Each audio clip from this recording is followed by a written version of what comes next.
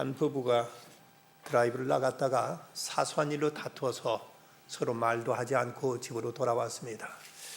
집 앞에 차가 왔을 때 차 앞에 개 한 마리가 얼쩡거리자 남편이 아내한테 이렇게 빈정대며 말했습니다.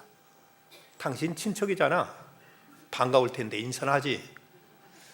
그 말을 듣고 아내가 즉각 한 말이 안녕하셨어요 시아주버님 하고 이렇게 대꾸했다고 합니다. 아내를 골려주려다가 그만 남편이 더 당하고 말았습니다. 우리나라에서는 개하고 친척이 된다면 큰 요구로 생각합니다. 하지만 서양 사람들은 친척 정도가 아니라 가족으로 받아들이는 경우들이 너무나 많이 있다고 합니다. 유럽에 가보면 파리라든지 프라하 같은 데는 길거리에 이제 거지들이 있는데 그 거지들 중에서는 개를 데리고 있는 거지들도 제법 있답니다. 근데 사람들이 저도 못 먹어서 얻어먹는 주제에 개까지 키우느냐고 이렇게 욕할지 모르지만 실제로는 사람들이 오히려 그 거지보다도 개를 생각해서 더 동정을 많이 한답니다. 그래서 개를 데리고 있으면 수입이 더 짭짤하니 더 괜찮다는 얘기가 있습니다. 이걸 보면서 서양 사람들이 얼마만큼 개를 좋아하는가 하는 것을 알 수가 있는데 우리나라의 그 프로야구 삼성 라이온즈 팀에서 뛰었던 제이콥 크루즈라는 선수가 몇 해 전에 구단과 계약할 때 계약 조건 가운데 구단이 개를 가족처럼 대해줘야 된다는 이런 요구를 하는 바람에 이제 구단 측에서 관계자들이 아주 황당했었다고 합니다. 왜 그러냐 했더니 내 애완견은 내 가족과 같기 때문에 미국에서 한국에 올 때 애완견 항공권과 동물병원 진료비도 구단에 내줘야 된다 하고 이렇게 주장하는 바람에 구단 측에서는 우리 한국야구위원회 규정상 선수 개인의 의료비는 부담할 수 있지만 가족은 안 된다는 규정이 있어서 이걸 가지고 거절 안 하고 진단을 뺐었다는 이런 얘기가 전해지고 있습니다. 서양 사람들이 개를 그토록 좋아하는 이유는 자식들이 대개 20살만 넘으면 20살만 넘으면 부모 곁을 떠납니다. 그렇기 때문에 가정에는 자식들이 남아있지 않고 부부만 남아있기 때문에 늘 적적하고 외로워서 이제 자식 대신 개를 가족처럼 이렇게 키우는 애들이 많다고 합니다. 그런가 하면 또 서양에는 독신남, 독신녀들이 많아서 집안에 아무도 없는 가운데 혼자 덩그러니 있는 것이 너무 쓸쓸하고 외로워서 개를 가족처럼 이렇게 키우고들 있다는 겁니다. 어떤 노인에게 왜 그렇게 개를 좋아하느냐고 물었더니 이분이 대답하는 말은 자식들은 부모를 버리고 때로 배우자는 상대방을 배신하는 일이 있어도 개는 절대 주인을 배신한 법이 없다면서 개한테 자기 유산까지도 물려준다고 이렇게 전해지고 있습니다. 그런데 가족에 대한 사전적인 정의를 보면 부부를 중심으로 하여 그로부터 생겨난 아들, 딸, 손자, 손녀 등 가까운 혈육들로 이루어진 집단이라고 이렇게 정의하고 있고 또 다른 정의는 동일한 호적 내에 있는 친족이라고 이렇게 정의하고 있습니다. 요즘 비혼모 가족 또는 입양 가족 등이 있어서 옛날에 전통적인 개념의 가정의미는 많이 바뀌었습니다만은 그럼에도 불구하고 가족이라면 어쨌든 같은 인간 안에서의 어떤 혈족을 두고 가족이라고 이렇게 부르고 있습니다. 그런데 다일 공동체를 운영하고 있는 최일도 목사는 그런 말을 한 적이 있습니다. 요즘 굶어 죽는 사람들도 있는데 개한테 지나치게 돈을 쓰고 낭비하는 모습을 그는 이제 안타깝게 생각하면서 개는 마땅히 마당에서 놀아야지 방 안에 들어와 있으면 개는 그때부터 타락한 것이다 하고 이런 말까지도 이분은 한 적이 있습니다. 에마 본베크는 가족에 미쳐라는 글에서 가족에 대한 이런 얘기를 하고 있습니다. 가족, 그것은 우리로 하여금 병을 같이 앓게 하고 같은 치약을 쓰게 하며 디저트를 더 먹겠다고 다투게 하고 서로의 샴푸를 몰래 훔쳐 쓰게 하며 돈도 빌려주고 아픔을 주기도 하면서 또 그 아픔을 달래주기도 하는 울고 웃으며 사랑하게 만드는 작고 신비로운 끈이다. 각자의 방문을 잠그고 살다가도 어려운 고통에서 모두가 힘을 합쳐 서로를 지켜주는 그런 특별한 삶을 살아가게 하는 우리를 하나로 묶어주는 보이지 않는 끈, 그것이 가족이다. 세상에 가족보다 더 친밀한 관계가 있다면 존재할까? 가족은 분명 우리에게 주는 하나님의 축복이라고 말할 수가 있습니다. 오늘 마태복음 12장에 보면 그 배경 속에 예수님께서 밀밭 사이를 지나시면서 이제 제자들이 밀을 꺾어 먹는, 안식일날 밀을 꺾어 먹는 그 일로 인해서 안식을 범했다는 이런 이제 바리새인들의 비난을 받습니다. 그런가 하면 또 안식일에 예수님께서 회당 안에서 많은 환자들을 고쳐주신 사건들로 인해서 점점 유대인들의 그 분위기는 예수님에 대한 적대감으로 바뀌었고, 심지어는 예수님을 죽이려는 이런 음모까지도 서서히 진행되고 있는 상황이었습니다. 이럴 때 예수님의 어머니와 그 형제들이 예수님이 걱정이 돼서인지 예수님을 찾아옵니다. 마침 이때 예수님 방 안에서 제자들에게 하는 천국 복음을 말씀하고 계셨는데, 밖에서 예수의 어머니 마리아와 그 예수님 형제들이 찾아오자 밖에 있던 사람 누가 예수 보소서, 당신의 어머니와 동생들이 당신에게 말하려고 밖에 서 있나이다 하고 이렇게 전가를 이제 올립니다. 그때 예수님께 대답하신 말씀은 아주 의외요, 뜻밖의 말씀을 하십니다. 누가 내 어머니며 내 동생들이냐?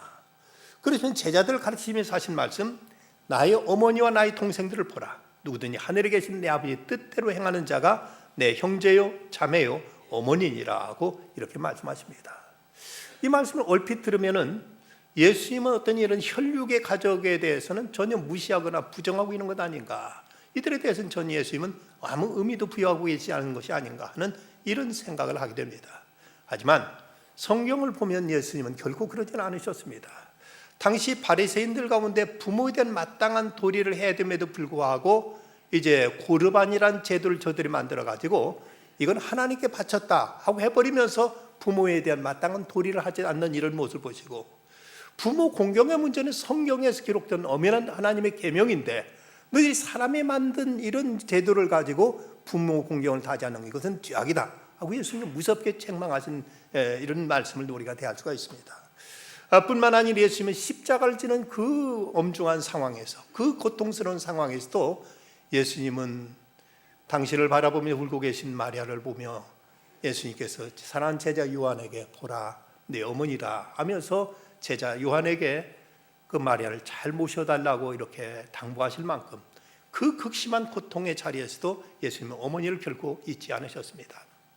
사도 바울이 제자 디모데에게 보낸 편지 가운데 보면 누구든지 자기 친족, 특히 자기 가족을 돌보지 아니하면 믿음을 배반한 자요 불신자보다 더 악한 자라고 이렇게 디모데전서 5장 8절을 말씀하고 있습니다.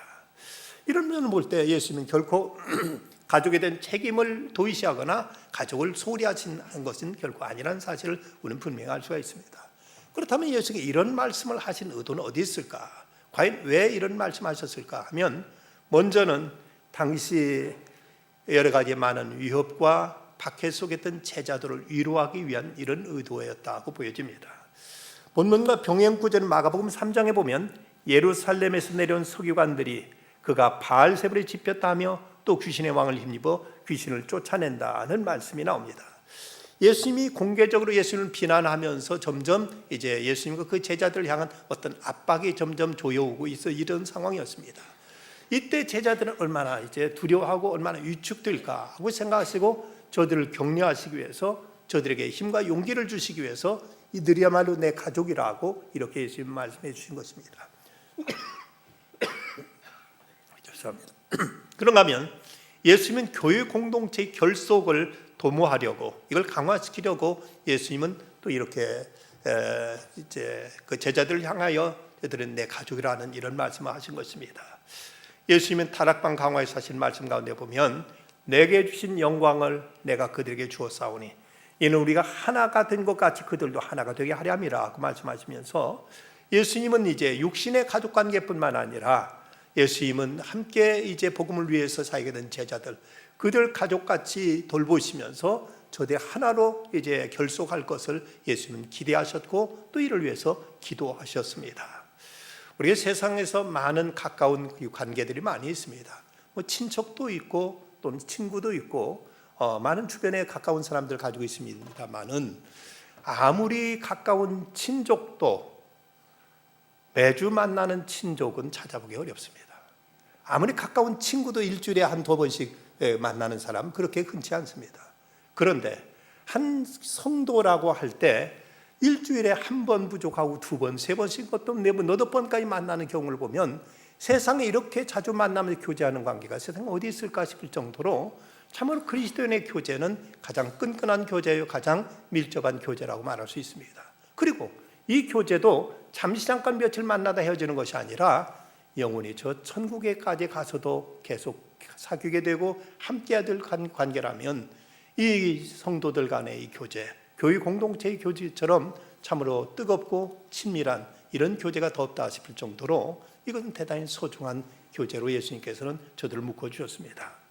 또 예수님은 이 말씀을 통해서 그리스도의 제자가 되는 것이 얼마나 힘든 것인가도 가르쳐 주십니다. 특히 천국 복음을 위해서는 아내나 형제나 부모나 자녀마저 때로는 버려야 될 이런 상황도 있음을 예수님은 감수해야 될 것을 말씀하십니다. 그래서 누가복음 18장 29절과 30절 말씀 보면 내가 진실로 너에게 이르노니 하나님 나라를 위하여 집이나 아내나 형제나 부모나 자녀를 버린 자는 현세에서 여러 배를 받고 내세 영생을 받지 못할 자가 없느니라고 말씀하십니다. 하나님 나라를 위해 때로는 그토록 소중한 가족도 멀리해야 될 때가 있고 때로는 이제 이거보다 더 소중한 가치를 위해서 헌신하고 희생해야 될 때도 있다는 것을 예수님은 이 말씀을 통해서 암시하고 계신 것입니다. 뉴욕에 살던 한 유대인 가정에서 한 자매가 예수님 영접하게 되니까 가족들로부터 집요한 어떤 거기에 대한 반대가 그에게 압력을 밀려왔습니다. 네가 교회만 안 다니면 예수님 안 믿게 되면은 너는 유럽 여행 보내주겠다. 그리고 네가 하고 싶은 거 뭐든지 다 해주겠다 하고 갖은 말로 그를 회유했지만 전혀 꿈쩍하지 않고 그대로 여전히 자기 믿음을 고수했습니다. 아무리 달래도 듣지 않자 오늘날 그 가족은 이제 오늘 만찬을 열어놓고 그녀의 친구들까지도 다 이제 초청했습니다. 수이타 그들 앞에서 그 아버지가 일어나서 이런 말을 합니다. 우리는 오늘 밤 어떤 특별한 이유로 여러분 이 자리에 모셨습니다. 우리 딸이 저 비천한 나사렛 사람을 따르기로 작정했습니다. 오늘 밤 내 딸은 마지막 결정을 내려야만 하게 되었습니다. 예수를 단념하든가 그렇지 않으면 영원히 부모 집을 떠나야 하든가 해야 될 것입니다 라고 이렇게 말합니다.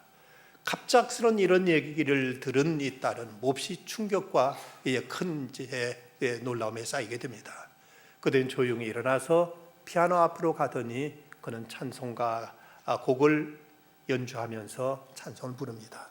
341장 십자가를 지고 십자가를 내 가지고 주를 따라가도다. 주님 이후부터 예수님만 나의 보배 삼겠네 하고 이 찬송을 다 부른 이 딸은 그대로 일어나서 자기 방에 돌아가서 옷을 갈아입고 가방을 챙겨 들고는 그대로 집을 나갔다고 합니다. 주님을 따르는 그 최상의 희생을 기꺼이 치른 것입니다. 때로 믿음 때문에 가족들로부터 버림을 받기도 하는 이런 상황도 얼마든지 있을 수가 있습니다. 그렇다면 누가 주님의 가족이 될 수 있을까? 오늘 말씀을 통해서 찾아볼 수 있는 건 먼저 주님과 함께 있는 사람이 곧 주님의 가족이 될 수 있음을 말씀합니다. 예수님은 지금 하신 말씀 속에서 이제 모친과 그 동생들이 예수를 만나러 오자 한 사람이 사실 알으니까 이제 누가 내 어머니며 내 동생들이냐 하시고 손을 내밀어 제자들을 가리켜 이르시되 나의 어머니와 나의 동생들을 보라고 말씀하십니다. 여기서 예수님께 나의 어머니 나의 동생들을 보라고 가르치신 그 대상은 바로 예수님 곁에 있던 그 제자들입니다. 이걸 보면 바로 예수님과 함께 있는 자들이 곧 예수님의 가족이 될 수 있다는 사실을 보여주고 있습니다. 가족이란 함께 있는 사람들입니다. 같이 사는 사람들입니다. 같이 밥을 먹고 같이 잠을 자고 한 건물 안에 거처하면서 같이 지내는 사람들이 바로 가족이라고 말할 수가 있습니다.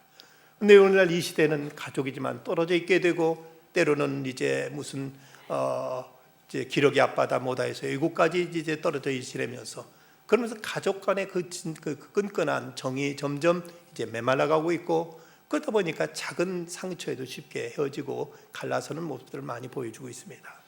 이런 시대도 우리는 가족이 함께 있는 시간들을 더 많이 가져야 되고 그리고 우리가 예수님의 가족이 되기 위해서 예수님과 교제하는 시간들 이런 시간들을 더 소중히 지켜가야만 됨을 우리는 깨닫게 됩니다. 또 하나 우리가 예수님의 가족이 되기 위해서는 하나님 말씀을 듣는 사람이라고 성경은 말씀합니다. 오늘 말씀과 병행 구절은 누가복음 8장에 보면 예수께 대답하여 이르시되 내 어머니와 내 동생들은 곧 하나님 말씀을 듣고 행하는 이 사람들이니라고 말씀하십니다. 하나님 말씀을 듣는 자가 곧 이제 하나님의 가족이다, 내 가족이라고 예수님은 말씀하십니다. 예수님은 멸망치 않고 구원받을 자에 대해서 하신 말씀, 내 말을 듣고 또 나 보내신 이를 믿는 자는 영생을 얻고 심판에 이르지 아니하나니 사망에서 생명으로 옮겼느니라고 예수님은 요한복음 5장 24절에서 말씀하신 바가 있습니다. 예수님께서 귀머거리 되고 벙어리 된, 눈멀고 벙어리 된 자를 그 귀신을 쫓아내셔서 예수님이 고쳐주시니까 사람들은 모두 다 예수님을 칭송하고 하나님의 놀라운 이적을 모두 다 감탄해합니다. 그런데 그때 바리새인들은 말하기를 저 바알세불의 집 귀신 들려서 그래서 저 쫓아낸 것 아니냐 하면서 예수님을 미치광이로 몰아버립니다. 이런 상황에서 참으로 한심한 것은 그 마가복음에 보면 3장 21절에 예수의 친족들이 듣고 그를 붙들러 나오니 이는 그가 미쳤다 하미러라. 예수님의 친족들까지도 예수님을 미쳤다면서 예수님을 붙들러 예수님을 잡으러 이제 쫓아나온 이런 데 이제 기록이 나와 있습니다. 사람이 누구 말을 듣느냐에 따라서 그 사람의 소속이 정해지기 마련입니다. 우리가 그리스도의 말씀을 듣는가 아니면 교회를 비난하고 예수를 욕하는 사람들의 말을 듣는가, 누구 말에 우리가 휩쓸리고 누구 말에 우리가 귀를 기울이고 있느냐에 따라서 내 자신의 신분이, 내 자신의 소속이 정해질 수밖에 없다는 사실입니다. 예수님께서 오병이의 기적을 행하시면서 이걸 통해서 십자가의 신비를 예수님께서 말씀하셨습니다. 내 살을 먹고 내 피를 마시는 자는 영생을 가졌고 마지막 날 내가 그를 다시 살리리니 내 살은 참된 양식이요 내 피는 참된 음료로다. 이 말씀하시자 사람들이 이 말은 어렵도다 하고는 예수님을 떠나가 버립니다. 그때 예수님께 제자들에게 물으신 말씀, 너희도 가려느냐? 그러자 베드로가 대답한 말이 주여 영생의 말씀이 주께 있사오매 우리가 누게로 가오리까 하고 이렇게 고백합니다. 베드로와 그 제자들은 그 사람들이 이 말씀 어렵다고 떠나버리는 그 상황 속에서 끝까지 예수의 말씀을 듣기를 원했고 그 말씀은 영생의 말씀이라는 사실을 믿고 주님 곁에 남기를 그들은 선택했던 것입니다. 그런가 하면 이제 하나님의 뜻을 행하는 사람이 곧 예수님의 가족이라고 말씀합니다. 누구든지 하늘에 계신 내 아버지의 뜻대로 행하는 자가 내 형제요 자매요 어머니니라 하시더라. 50절 말씀. 여기 주님은 가족의 개방성과 포괄성을 말씀하십니다. 예수님이 그 제자가 되고 예수님이 가족이 되는 데는 어떤 혈통도 그리고 어떤 이제 재산의 유무도 어떤 이제 인종적인 차별도 두지 아니하시고 누구든지 하늘에 계신 내 아버지 뜻대로 행하는 자가 이제 나와 내 어머니요 내 형제요 자매라고 이런 말씀을 하시는 것입니다. 장차 천국에 들어갈 사람에 대해서 예수가 하신 말씀, 나더러 주여 주여 하는 자마다 다 천국에 들어갈 것이 아니요 다만 하늘에 계신 내 아버지 뜻대로 행하는 자라야 천국에 들어가리라는 이런 말씀하십니다. 이를 통해서 우리가 예수님의 가족이 되기 위해서는 무엇보다도 주님의 뜻대로 행하는 자가 될 때 우리는 예수님의 가족이 될 수 있다 말씀하십니다. 그렇다면 오늘 이 말씀을 통해 우리가 배워야 될 교훈이 무엇일까? 그건 먼저는 우리 가족의 범위를 우리 육신의 가족의 그 한계 안에서만 제한해서는 안 된다는 사실입니다. 우리 가족의 범위를 좀 더 넓혀야 됩니다. 내 이웃을 내 몸같이 사랑하라고 주님은 말씀하셨는데 우리는 내 자신을 사랑하는 것 그리고 내 가족을 사랑하는 당연한 일이고 마땅해야 될 일입니다. 그렇지만 여기서 그치지 말고 내 이웃까지도 내 가족처럼 내 형제처럼 사랑하라고 주님은 이렇게 말씀하셨습니다. 우리는 가족을 사랑하되 범위를 좀 더 넓힐 수 있어야 되고 우리는 이웃과 또 이제 어려운 사람들까지도 가족처럼 돌볼 줄 아는 이런 마음이 우리에게 있어야만 될 것입니다. 누구나 자기 나라를 사랑한다는 것은 이것은 좋은 일입니다. 하지만 이것이 지나치고 이것이 잘못돼서 자기 나라를 위한다는 이런 이유로 다른 나라를 침략하거나 다른 나라에게 고통을 준다면 이것은 죄악입니다.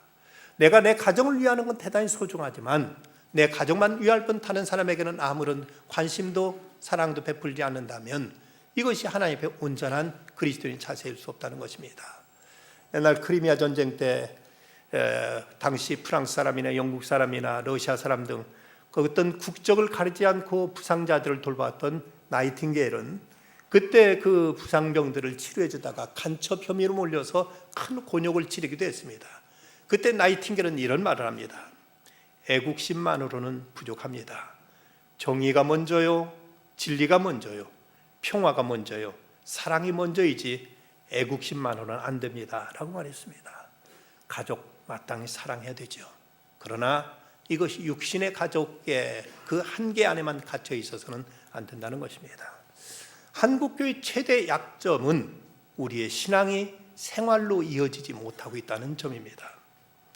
우리나라가 선진국의 문턱에 올라섰다고들 얘기합니다마는 참으로 부끄러운 것은 지난 50년 동안 해외로 입양해 내보낸 숫자가 무려 20만 명에 이르고 있습니다. 지난 2008년만 하더라도 여전히 1250명을 외국에 내보내서 이 숫자에서 세계 랭킹 1위를 차지했습니다. 이처럼 이제 우리 한국에는 많은 크리스찬 가정들이 있는데 아무도 내 자식이 아니면 나는 상관없다고 생각하고 누구도 이제 버려진 아이들을 품으려 하거나 저들을 자식처럼 거두는 사람이 없기에 이렇게 숱한 많은 어린아이들이 이제 한국에서는 돌볼 사람들이 없어서 외국으로 이렇게 내보내주고 있다는 것이 얼마나 우리를 부끄럽게 하고 우리의 참으로 이제 아직도 유치한 이런 어린아이 신앙의 상태를 벗어나지 못하게 하고 있는가를 생각하게 됩니다. 어느 부부가 결혼한 지 5년이 지났지만 아이를 갖지 못했습니다. 그러자 그는 한 사내 아이 하나를 이제 갓 태어난 아이를 입양해서 자식으로 삼았습니다. 근데 이 아이를 입양하고 나자 그 아내가 태기가 있었고 이제 임신되어서 아이를 낳게 됩니다. 1살 터울이 됐는데 그런데 이 아이들이 아주 건강하게 그 집에서 잘 자랐습니다. 이 큰아이는 9살, 작은 아이가 몸에서 난 아이는 8살 되던 해 이웃집 아주머니가 그 집에 놀러 왔다가 이 어머니한테 묻습니다. 어느 아이가 당신 아이죠? 둘 다 내 아이예요. 아니 그게 아니고 내 말은 어느 애가 입양한 아이냐고요. 그자 어머니가 대답한 말이 글쎄 그건 잊어버려서 모르겠네요 라고 이렇게 대답하더랍니다. 조금치도 차별하지 않고 둘 다 내 몸에 난 자식으로 길렀기에 누가 입양한 아이고 누가 내게서 자란 아이인지도 모르겠다고 대답할 만큼 아무 거기에 대해 격이 없이 두 아이를 사랑으로 품고 길렀던 것입니다.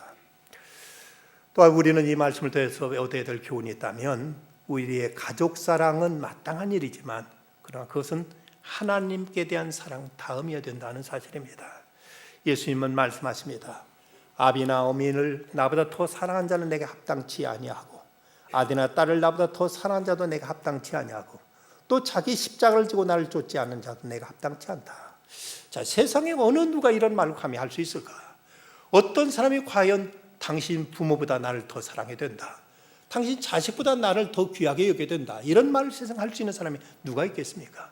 그런데 예수님은 당당하게 이런 말씀하실 수 있었던 것은 예수님 우리를 사랑하시되 당신의 생명보다 더 우리를 사랑하셨습니다.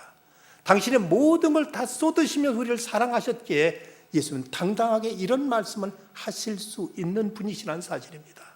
그럴진데 우리가 내 가족을 위하는 것 당연한 일이고 이것은 너무나 우리 마땅한 도리입니다. 하지만 우리는 이제 주님 우리를 위해 생명의 근원 되시고 우리를 구원하시기 위해서 십자가에 피 흘리시고 희생하신 그 주님을 사랑한 그것이 이제 무엇보다도 가장 우선이 되어야 된다는 사실입니다. 아프리카에 사역하는 한 선교사가 고국 캐나다에 있는 의사로부터 어머니가 위독하다는 이런 편지를 받고 그는 고민하게 됩니다. 마땅히 어머니가 지금 위독하니까 가보고 그리고 어머니 임종을 지켜드려야 되지만 그러니까 지금 자기가 지금 하고 있는 일 도저히 손을 뗄 수 없는 이런 이제 엄중한 일에 지금 묶여 있었습니다. 어쩌면 좋을까 고민하고 있다가 그때 거기서 같이 사역하고 있던 다른 선교사 친구에게 그 편지를 보여주면서 어쩌면 좋겠느냐고 이제 그 조언을 구했습니다. 그랬더니 그 친구 선교사가 이런 말을 하더랍니다. 우리 어머니들은 자기가 죽을 때 우리가 곁에서 위로해 주지 못할지 모른다는 것을 우리를 주님께 드릴 때 이미 알고 계셨네. 우리는 우리가 어머니 곁을 떠나 주님을 섬기면서 어머니가 언제 돌아가실지 생각하지 못했지만 우리 어머니들은 자신의 죽을 날을 생각하면서 기꺼이 우리를 주님께 드렸다네. 결국 이 선교사는 어머니 임종을 지켜보질 못했습니다. 하지만 일로 많이 죄송스럽고 불편했지만 그럼에도 자기의 결정과 선택이 잘못됨이 없었다고 나름대로 정리했다고 합니다. 우리의 가정들 한없이 행복하고 즐겁고 사랑에 넘치는 가정이 되시길 바랍니다. 가족을 좀 더 아끼고 더 위하고 더 사랑하십시오. 그러나 이 모든 것은 하나님 다음이어야 됩니다. 내 가족밖에 모르는 가정지상주의는 이건 잘못입니다. 가정이 바벨탑까지 되어서는 결코 안 됩니다. 가정이 우상이 되어서 이 때문에 천국을 잃어버린 일은 결코 있어서는 안 될 것입니다. 내 혈육의 가족뿐만 아니라 어려운 이웃까지도 내 가족처럼 사랑하고 돌볼 수 있어야 됩니다. 조선일보에 실렸던 기사입니다. 1994년 10월 21일 아침 서울교대 국어교육과 3학년 이승영 씨는 성수대교 상판과 함께 20여 미터 아래로 떨어진 16번 시내버스 안에서 목숨을 잃었다. 교생 실습을 위해 강북초등학교에 버스로 출퇴근한 지 닷새 만의 일이었다. 사고 직후 오열 속에 딸의 유품을 챙기던 어머니 김영순 씨는 승영 씨가 남긴 일기장을 읽었다. 내가 일생 동안 하고 싶은 일이라며 빽빽이 적어놓은 14가지 소원, 장학금을 만든다, 이동도서관을 강원도에 만든다, 복지마을을 만든다, 1명 이상을 입양한다, 시각장애인을 위해서 무언가 한다. 11개월 전 군인이던 남편을 과로사로 잃고 흔들리던 어머니였다. 승영아, 내 소원을 이 애미가 모두 이루어주마. 딸이 입버릇처럼 죽으면 장기를 남에게 주겠다는 말에 어머니는 고려대 의대의학병원에 시신을 해부 실습용으로 기증했다. 보상금 2억 5천만 원 전액을 교회 장학금으로 기부해 승영 장학회를 만들어 장학금을 만든다는 딸의 소망을 이뤘다. 그 후 10년, 그동안 형편이 어려운 신학생 50여 명이 승영 씨의 목숨과 바꾼 장학금을 받았다. 장학생 중엔 청각장애인이면서 같은 장애인을 모아 공동체를 꾸리는 사람, 암을 이겨낸 뒤 말기 환자 병동에서 기타로 음악을 들려주는 사람도 있다. 뒤늦게 신학대학원을 마친 최만재 씨는 인천시 부평구 산곡일동 백마마을 무허가 월세집에 승영 장학금으로 작은 손길 공동체를 만들어 파지를 좀 연명하는 65세 이상 노인 11명에게 식사를 무료로 제공하여 복지마을을 만든다는 승영 씨의 소원을 이뤘다. 아동 도서관을 강원도에 만든다는 소원은 군인 아버지를 따라 강원도 전방부대를 다닌 어린 시절의 기억으로 승영 장학회는 강원도 인제군 서흥리 한 포병연대 전천후 이동도서관 무소 승영 스포츠를 기증했다. 이 차량은 7개 부대 500여 장병들을 누비며 휴전선 아래까지 식료품을 나눠주는 무료 PX 역할과 군 생활을 힘겨워하는 사병들의 이동 상담소 역할도 했다. 조준목 군목은 여대생이 남긴 사랑이 10년 후 여기 강원도 오지까지 미치는 모습을 보면 이것이 기적이라는 생각을 하게 된다고 말했다. 1명 이상 아이를 입양하고 싶다는 소원은 결혼한 동생 상엽 씨가 내가 실천하겠다며 누나는 인생을 길게 볼 수 있는 눈을 주고 갔다고 말했다. 어머니 자신도 전도사가 되어 호스피스에 뛰어들고 교회 근처 연립 8평 원룸에 혼자 살고 있다. 어머니는 찾아간 기자에게 나는 한 일이 없기 때문에 해줄 말이 없다며 세상에 대한 미움 따위도 없다. 세상에 사랑이 이어지고 있으니 우리 딸 아직 살아있는 것 아니냐며 이 말만 남기고 더 이상의 질문도 사진 촬영도 응하지 않았다는 조선일보의 기사 내용입니다. 우리가 가족을 사랑하는 것 너무나 당연한 도리입니다. 그러나 제 자식 낳아서 키운 것만으로 일생을 산 것으로 내 삶을 마친다면 대단할 게 무엇이고 잘한 게 무엇인가? 이런 안 믿는 사람도 다 하는 일들 아닌가? 그렇다면 우리는 내 피부치를 넘어서서 누군가를 내 가족처럼 받아들이고 사랑하며 그들을 품을 수 있는 이런 넉넉함이 우리에게 있어야 될 것입니다. 제가 전에 교회에서 섬겼던 어느 집사님은 아들 대학 진학을 위해서 그토록 기도하더니 소원대로 입학하게 되자 저한테 다른 한 학생의 등록금을 주면서 혹시 등록금 없어서 대학 못 가는 학생한테 도와주세요 라면서 제 자식 대학 가게 된 것을 이렇게 내 자식만 공부해서는 되겠느냐며 다른 얘기 나누는 모습을 보았습니다. 우리가 우리 가족이 얼마나 소중하고 귀한가. 그러나 여기서 머물러서는 안 됩니다. 우리 주위에 서럽게 의롭게 힘겹게 살아가고 있는 이들, 그들까지도 내 피부지처럼 내 혈족처럼 받아들이고 사랑하며 섬길 때 주님께서 우리를 향한 그 사랑이 우리 안에 아름답게 열매 맺게 될 것입니다. 오늘 구약의 말씀, 그 거룩한 처소에 계신 하나님은 고아의 아버지시며 과부의 재판장이시라. 하나님의 고독한 자들은 가족과 함께 살게 하시며 갇힌 자들은 이끌어내사 형통하게 하시느니라. 고아와 과부, 고독하고 갇힌 자들을 내 가족처럼 사랑으로 보살필 때 하나님은 영원토록 우리 아버지가 되셔서 우리를 품으시고 돌보시고 지키시고 아껴주실 것입니다. 이 은혜가 함께 하시기를 간절히 축원합니다. 기도하십시다. 고마우신 아버지 하나님 감사합니다. 오늘도 이렇게 아버지 집에 나와서 하나님께 경배하며 하나님 앞에 산제사 드립니다. 저에게 소중한 가족을 주신 것 감사합니다. 가족을 끝까지 잘 지켜나가게 하시되 이제는 내 집 울타리 밖에 있는 사람들까지도 가족처럼 사랑하며 저들 돌보며 섬기는 중에 하나님의 은혜가 저희 가운데 더욱 풍성하게 하여 주시옵소서. 부모님들을 기억하며 부모님께 대한 자식된 도리를 다하는 우리 믿음의 가족들 다 되게 해 주시옵소서. 예수님의 이름으로 기도드리옵나이다. 아멘.